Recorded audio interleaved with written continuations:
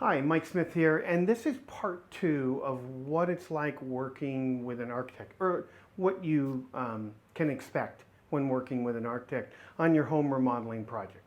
So, my name is Mike Smith. I've been an architect for over 35 years in California, and in this video, I'm going to talk about part two of what to expect.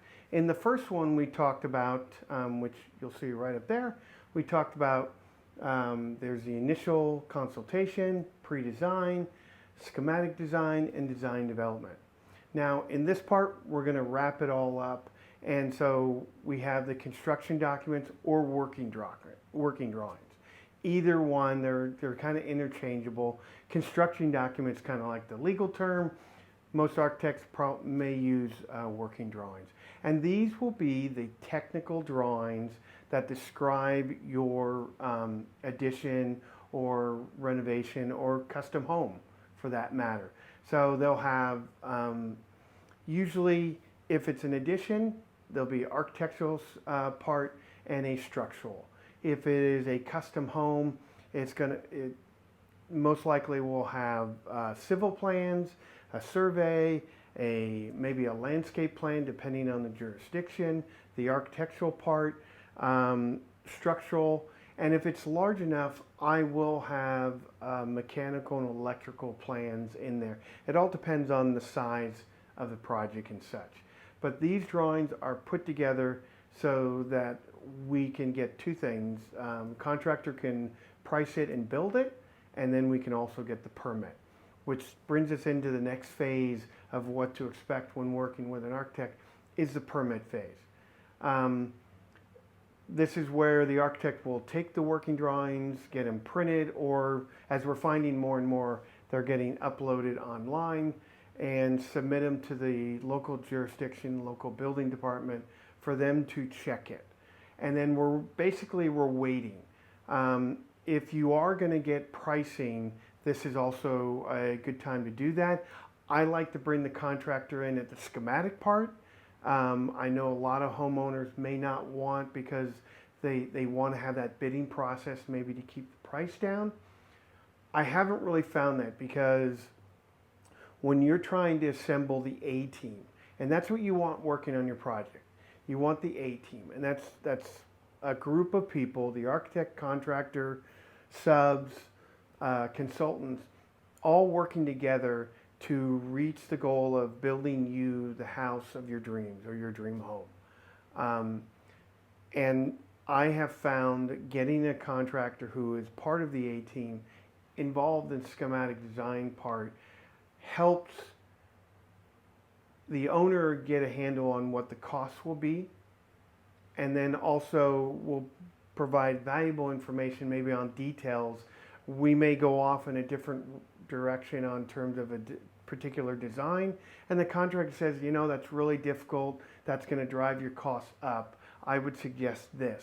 That's invaluable, and that's why I love having the contractor as part of the team. But if you're going to get estimates, you're going to get bidding, you're going to do it during the permit phase, because you may have anywhere from 6 to maybe 12 weeks and maybe longer. I have some jurisdictions in my area of Central California where I'm waiting almost 5, 6, 7 months for the review and getting approvals. There's so many layers to go through. That's just what it takes now sometimes in California.